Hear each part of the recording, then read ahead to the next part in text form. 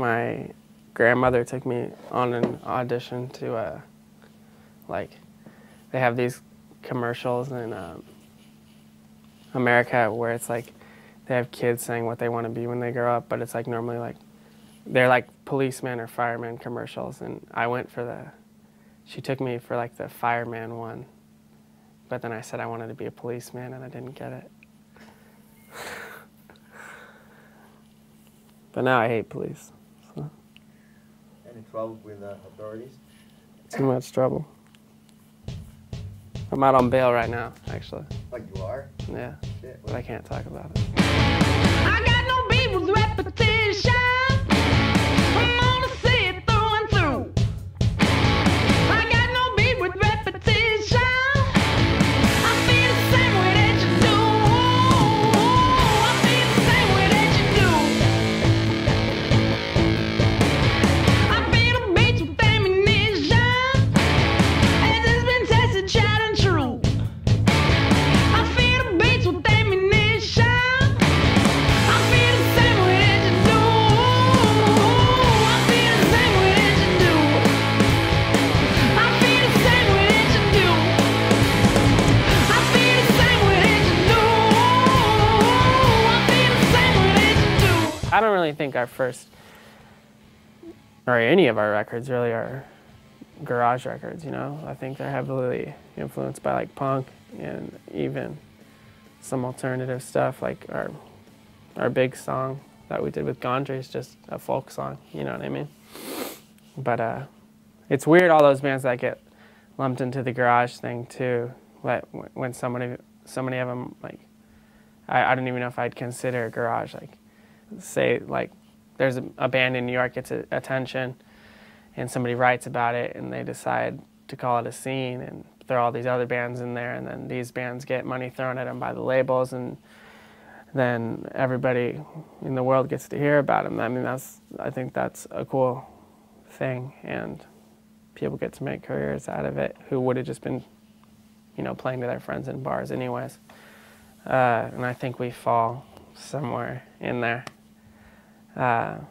largely, in part, thanks to Michel Gondry, and I guess the fact we're a rock and roll band at that period where people were saying there was a revival of it, you know.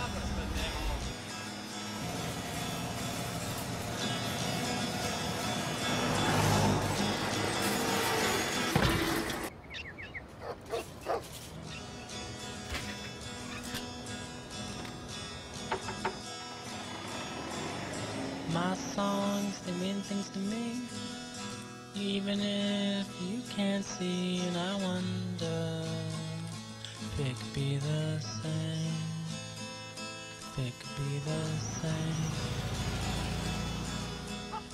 I was kind of put in like a weird position because my mother was Dee Dee Ramone's art dealer, and my stepdad was like best friends with Joey and Dee Dee, so it was like I viewed them as like these like giant heroes, you know, but then they'd be over at my house, you know, so and like my stepdad, his bands were like touring with Iggy Pop and you know, like Devo and Metallica and stuff, so I got to see all this cool stuff, and I think that definitely had an effect on me.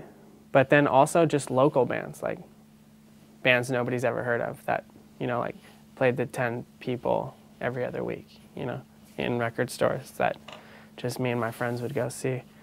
I think at first, those were the things that had the biggest effect on me.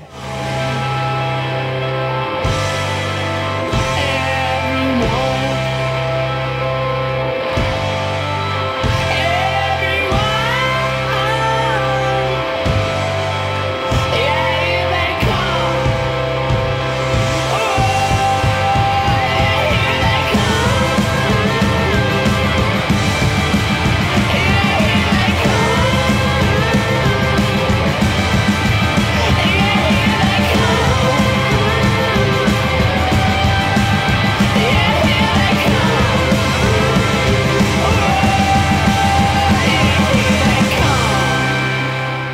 It's funny, my mom kind of made me stop going to school to tour. Yeah, it's weird, but yeah, I didn't end up finishing. I might finish it online. I don't know, but I mean, I'm probably happier now because of it. Yeah. You know, and I probably made a lot more money than I would have staying at school.